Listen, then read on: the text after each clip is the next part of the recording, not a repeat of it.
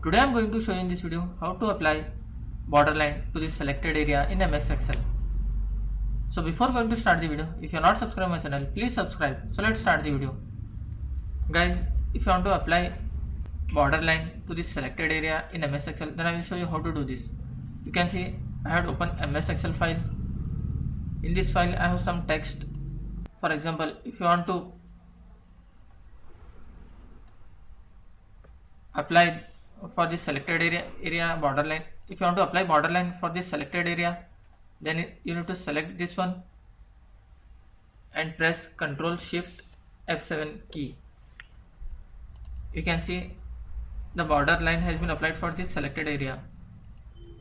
For example, if you want to apply for this area, for example, if you want to apply borderline for this area, then select the area, then press Ctrl Shift and F7.